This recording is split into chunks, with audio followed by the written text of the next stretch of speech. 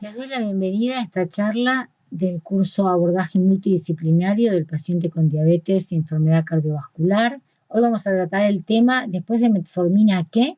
Y vamos a abordar a los antidiabéticos orales e inyectables que tenemos hoy disponibles. Sabemos que tenemos una gran caja de herramientas y lo ideal es poder utilizarlas conociendo todas sus características, sus efectos beneficiosos para el paciente, también conocer los efectos adversos y algo muy importante es conocer cuál es la potencia y la posibilidad de esa droga de disminuir hemoglobina glicosilada para optimizar recursos en nuestros pacientes con diabetes. La agenda de hoy es amplia y vamos a actuar acorde a las guías del 2019 de ADA y ESD. Vamos a ver las herramientas terapéuticas en diabetes tipo 2 y metformina, ya sabemos que fue abordada por el doctor Suárez Cordo. Así que vamos a ver sobre todo sulfonilureas, TZD, incretinas, tanto inhibidores de DPP4 como GLP1, inhibidores de SGLT2, insulinas y vamos a ver algunas de las combinaciones actuales y futuras. Vamos a ver cómo fueron evolucionando las guías en el tratamiento de la diabetes tipo 2. Vemos que hace muchos años solamente controlábamos síntomas. Después, en un segundo paso, controlábamos el control glucémico como único objetivo. Hasta llegar al año 2012 aproximadamente, donde se unieron tanto la Asociación Americana de Diabetes como la Europea de Diabetes y focalizaron en el mejor tratamiento para el paciente en forma personalizada, pero siempre también era bastante centrado en el control glucémico. A partir del año 2016 y con los resultados de los estudios con mejoría de riesgo cardiovascular, lo que se hizo fue hacer un control metabólico personalizado, pero eligiendo terapéuticas que impactaran positivamente sobre la enfermedad cardiovascular, o sea, que disminuyeran el riesgo de enfermedad cardiovascular en los pacientes. Y esa es la situación en la que estamos hoy y como hoy están planteadas las guías. Esto tuvo que ver la aparición de la medicación, que hoy sabemos que tenemos más terapias disponibles, terapias con las que podemos evitar y disminuir mucho y en forma muy significativa el riesgo de hipoglucemias, así como también terapias que evitan la ganancia de peso.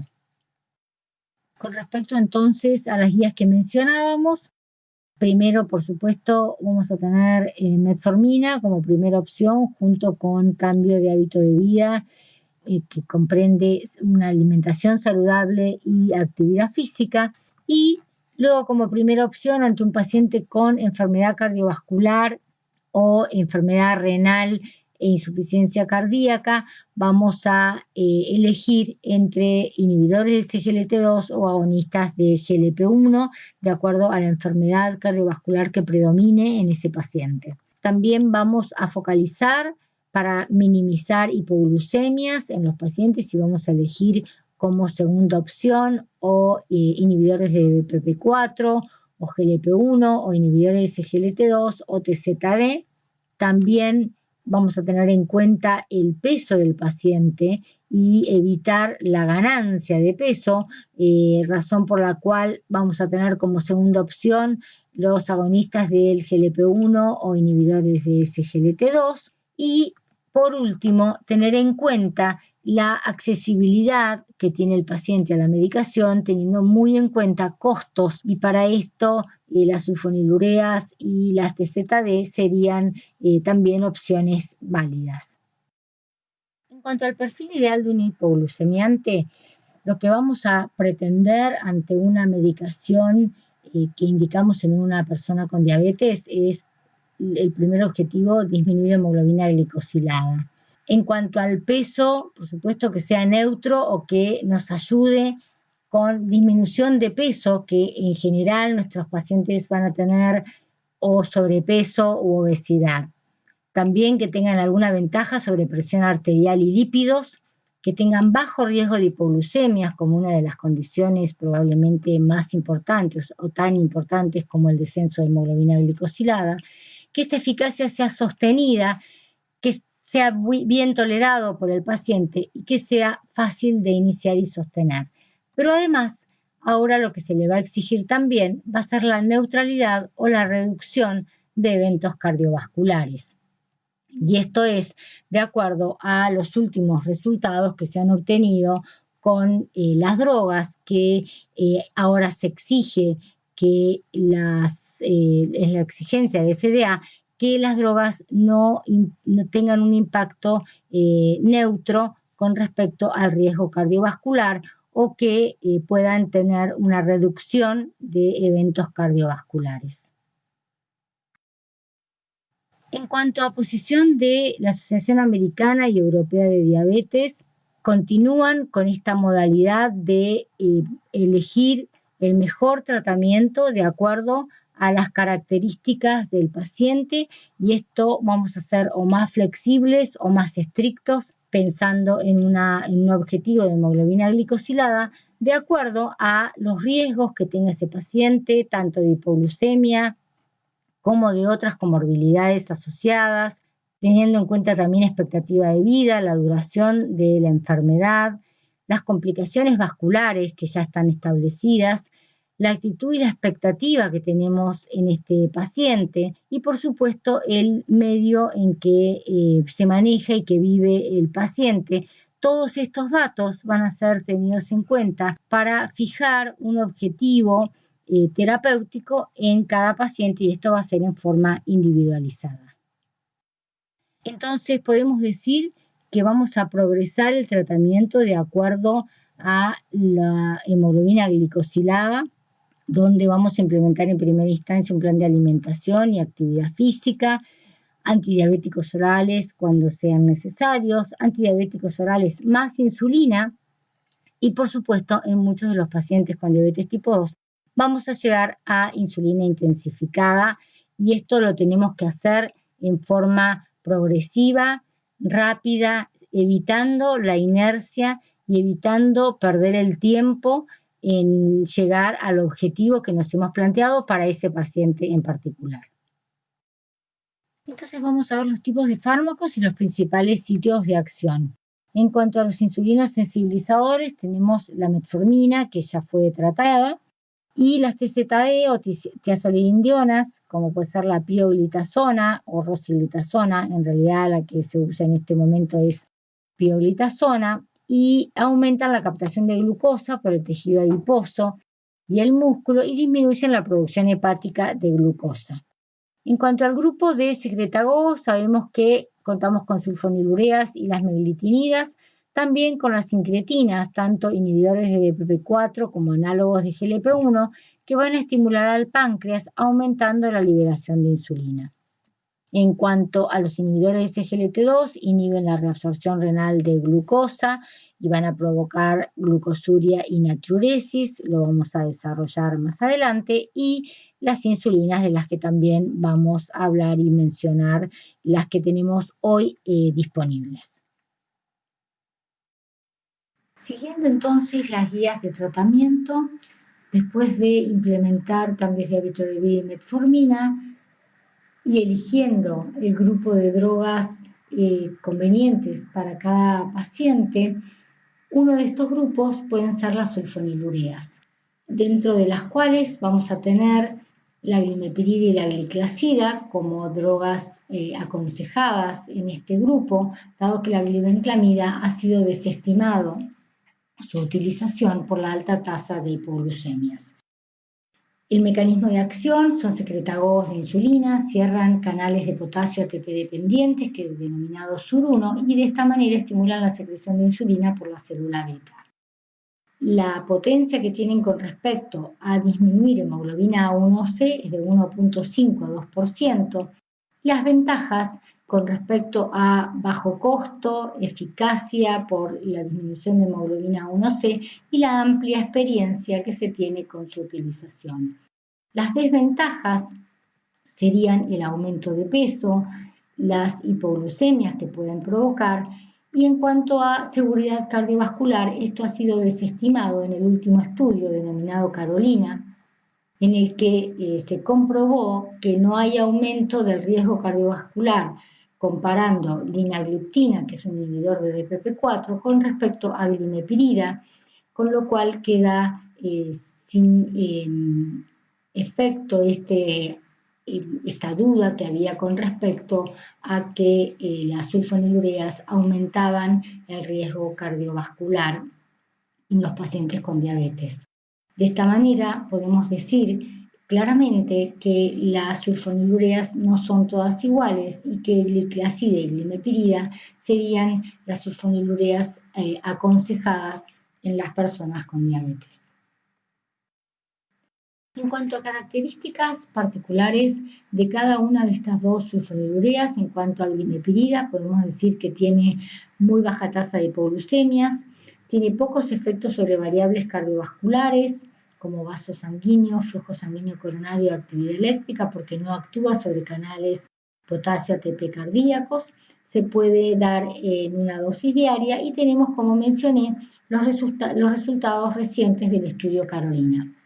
En cuanto a gliclazida, también muy baja tasa de hipoglucemias, ventajas hemorrológicas en cuanto a agregación plaquetaria y estrés oxidativo, propiedades antioxidantes, reduce marcadores de inflamación y de apoptosis de célula beta, menor hiperinsulinemia postprandial, que ha sido demostrado, protección renal y también se da en una dosis diaria.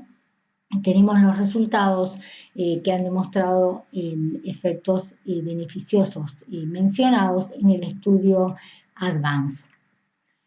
Entonces podemos decir, y esta es en lo que nos basamos, para decir que no todas las sulfonilureas son iguales y podemos ver en este gráfico la diferencia con respecto a otras sulfonilureas en cuanto a la tasa de hipoglucemias, donde claramente podemos ver la menor incidencia de hipoglucemias con estas dos sulfonilureas mencionadas. En cuanto a tiazolindionas, pioglitazona es la utilizada actualmente. Su acción es a nivel génico, son agonistas de los PPAR gamma y va a actuar a través de los peroxisomas. Es un insulinizador periférico muy eficaz que va a tener una disminución de hemoglobina glicosilada entre 0,5 y 1,4%. Es muy simple su posología, tiene bajo riesgo de hipoglucemia, la durabilidad del efecto es importante, va a tener un beneficio en función de célula beta, beneficio a nivel cardiovascular, es efectivo y es seguro aún con bajo filtrado glomerular. Dentro de lo que serían algunos efectos no deseables es el aumento de peso, va a provocar retención hídrica que puede llevar al paciente a tener edema si hay que tenerlo en cuenta. Ha demostrado aumentar el riesgo de fracturas por su mecanismo de acción y está en duda, si bien hay muchos estudios que han demostrado que esto no es así, en cuanto al cáncer de vejiga. En cuanto a la dosis de pioglitazona es entre 15 y 45 miligramos día.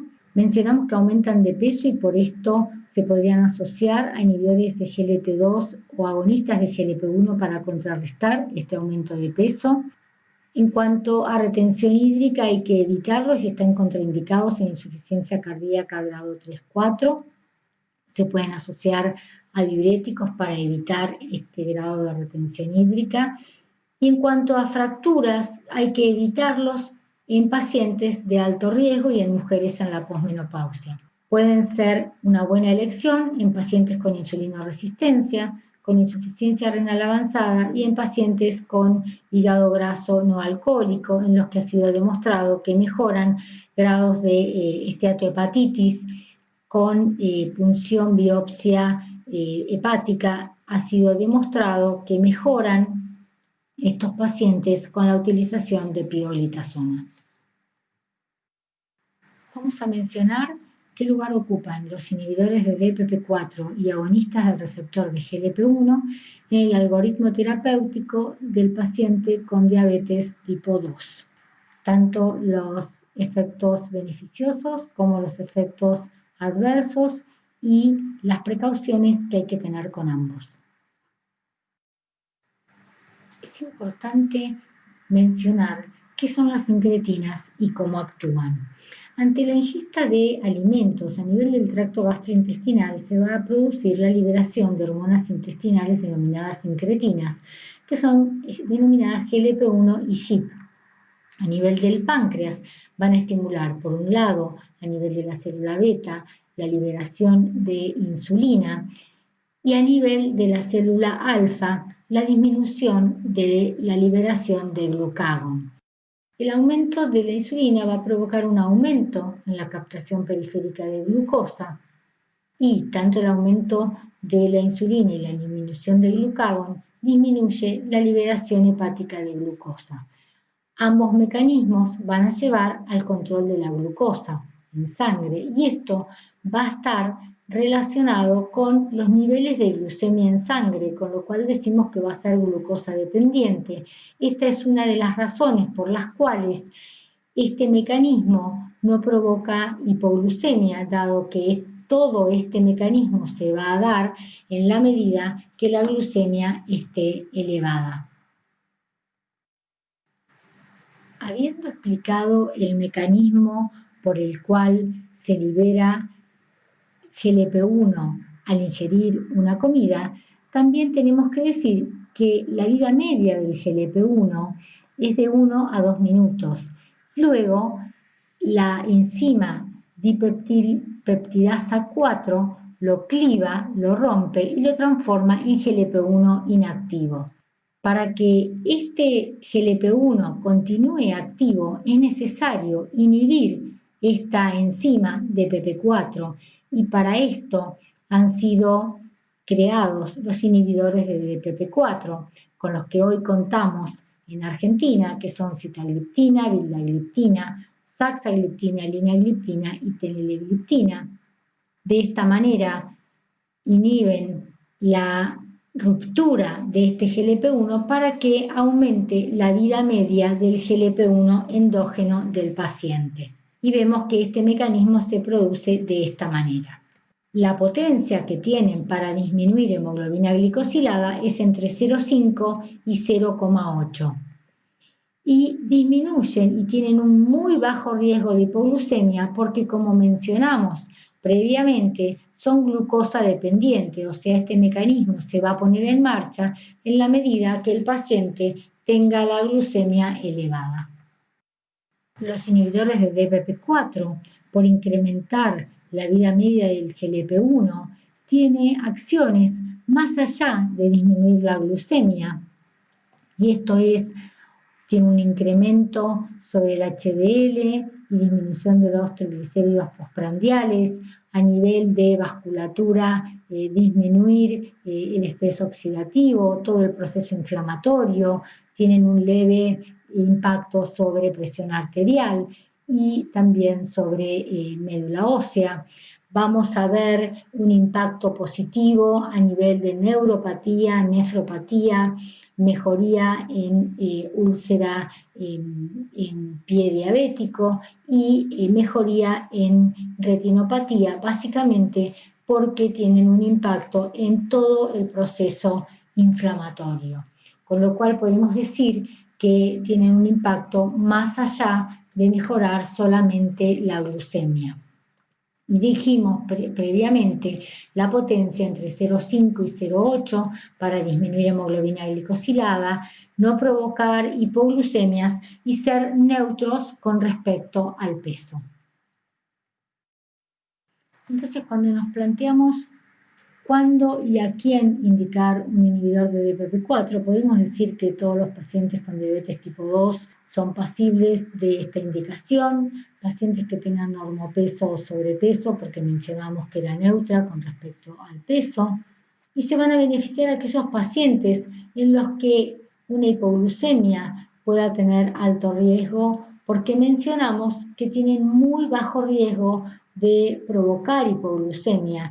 Por ejemplo, en aquellos pacientes que tienen alto riesgo cardiovascular, en los que una hipoglucemia los podría poner en riesgo, o aquellos que han tenido hipoglucemias previas, o en los adultos mayores, o en los pacientes que realizan trabajos de riesgo, podrían beneficiarse con un inhibidor de DPP-4. Debemos evitarla en embarazo y lactancia, en insuficiencia hepática, en complicaciones agudas y en la asociación con retrovirales, con ketoconazol o con claritromicina, especialmente saxagliptina. Es importante mencionar que debemos hacer ajuste de dosis de acuerdo a filtrado glomerular con sitagliptina, vildagliptina y saxagliptina, y no en el caso de teneligliptina y linagliptina, dado que no tienen metabolismo renal. Como mencionamos dentro del grupo de las sincretinas, tenemos los agonistas del receptor de GLP-1, dentro de los cuales están los análogos de GLP-1, como liraglutide, o péptidos similares a GLP-1. Esto es la ventaja que tienen todos, aunque no pueden ser clivados por la enzima de PP4, con lo cual tienen una vida media más larga.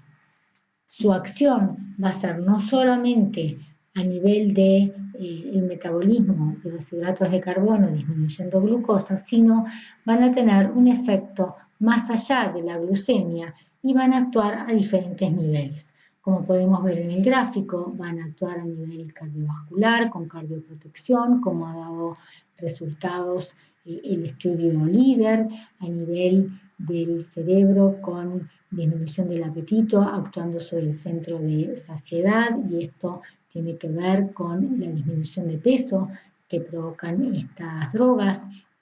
A nivel del estómago, disminuyendo el vaciamiento gástrico. A nivel del páncreas, como mencionamos, estimulando la secreción de insulina y disminuyendo la producción de glucagón. Estimulando insulinosensibilidad a nivel del hígado, del tejido adiposo y del músculo. La potencia es entre 0,5 y 1,6%, disminuyendo hemoglobina glicosilada y disminuyendo de peso, como mencionamos. Dentro de lo que serían los efectos adversos principales estarían náuseas y vómitos que están y se reconocen al principio del tratamiento y luego disminuyen o desaparecen. La realidad es que en algunos pacientes se mantienen y es una de las razones por las cuales hay que interrumpir el tratamiento. Y lo último que ha aprobado ANMAT en el caso del liraglutide es la utilización con un clearance menor de 30, es más, hasta 15 se podría utilizar, y estos son los datos obtenidos por el estudio LEADER. Vamos a mencionar el impacto de los inhibidores de SGLT2 en el tratamiento de la diabetes y sus efectos en protección renal y cardiovascular. En primera instancia vamos a hablar cómo se produce la reabsorción normal de glucosa a nivel de los cotransportadores de sodio glucosa tipo 2, que van a estar en el tubo contorneado proximal en el área S1-S2, donde se va a reabsorber el 90% de la glucosa y del sodio, y el 10% restante lo va a hacer en el SGLT1 a nivel del área 3. El sodio se va a reabsorber a nivel intracelular por la bomba de sodio-potasio ATPasa, y la glucosa se reabsorbe por los GLUT2. Los inhibidores de SGLT2, al inhibir al cotransportador de sodio-glucosa, van a provocar glucosuria y natriuresis.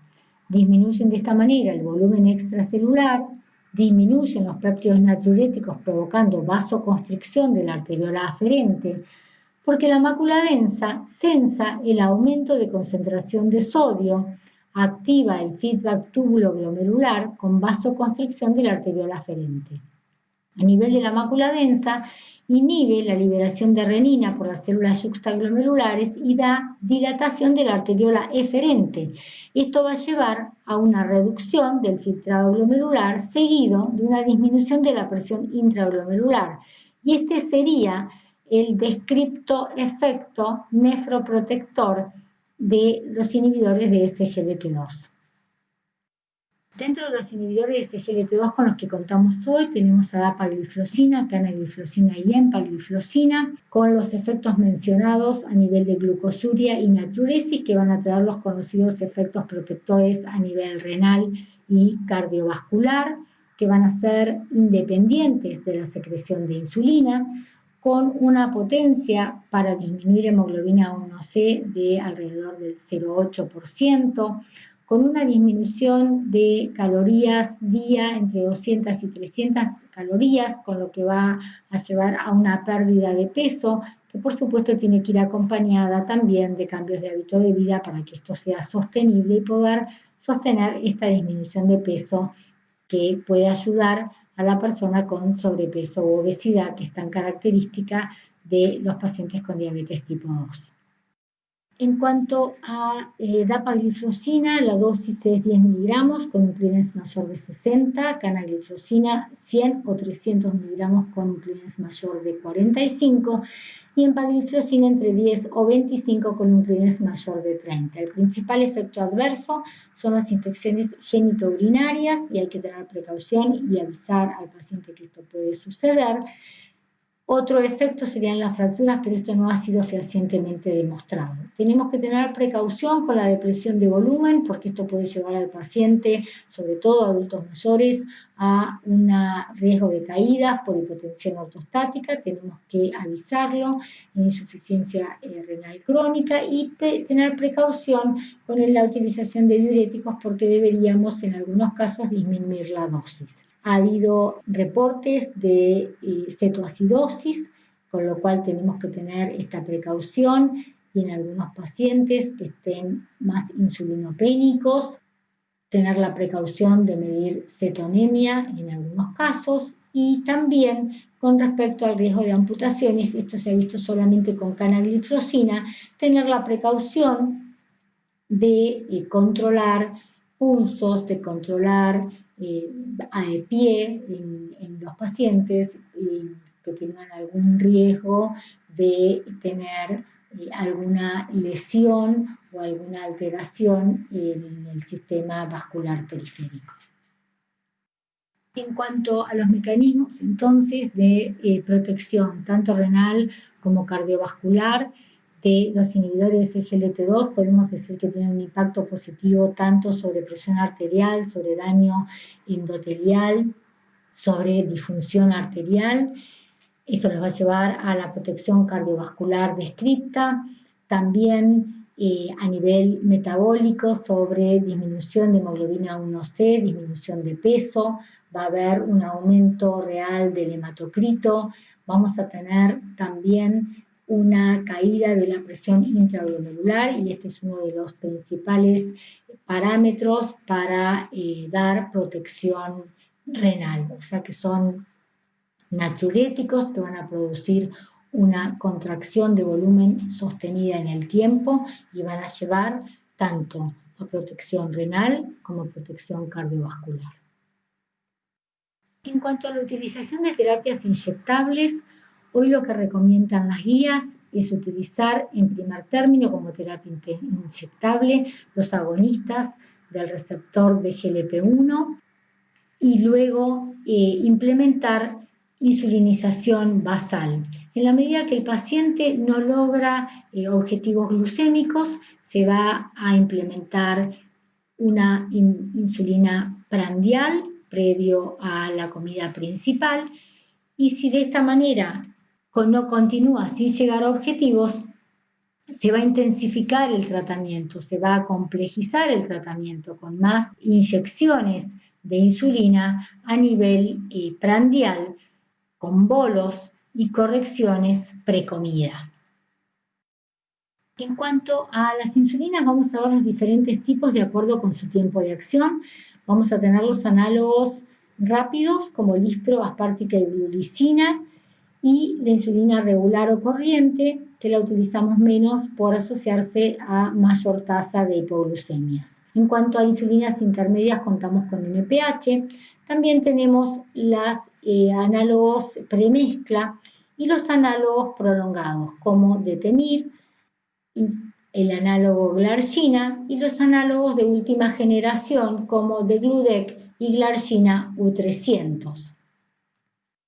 Es importante mencionar cuándo vamos a insulinizar a un paciente con diabetes tipo 2 y esto va a ser cuando con los antidiabéticos orales o inyectables tengamos una hiperglucemia sostenida sin lograr objetivos glucémicos y según las guías actuales con más de 10% de hemoglobina glicosilada si se acompaña de síntomas catabólicos o en situaciones que tengan intolerancia o contraindicaciones para otros fármacos, en el caso de pérdida de peso más síntomas cardinales, en algún grado de insuficiencia renal o hepática, en pacientes que estén en tratamientos con corticoides o que estén ante situaciones especiales como una internación, una cirugía, mujeres embarazadas, donde el tratamiento ideal es la insulina.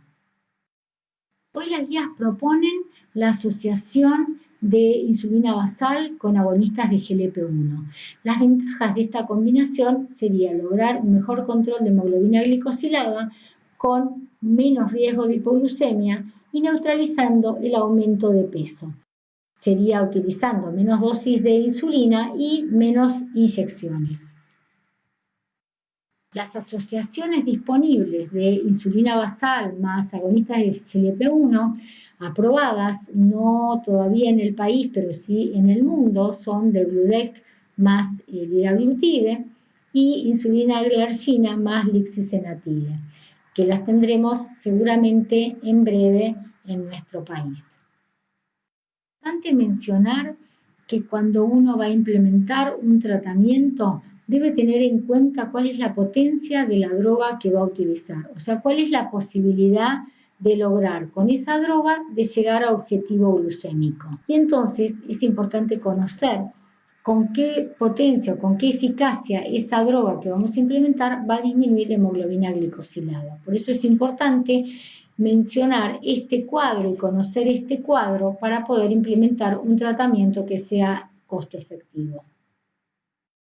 Debemos mencionar que la cirugía metabólica es hoy una alternativa terapéutica en el algoritmo del paciente con diabetes tipo 2. Es la cirugía gastrointestinal que se planteó en un momento como una solución en el tratamiento de la diabetes y la obesidad. Y hoy lo mencionamos como una herramienta más. Mejorar la hiperglucemia y otros parámetros metabólicos con reducción de complicaciones de la diabetes. Decimos que es mucho más que perder peso, es controlar las comorbilidades que tiene la diabetes, una de ellas la obesidad.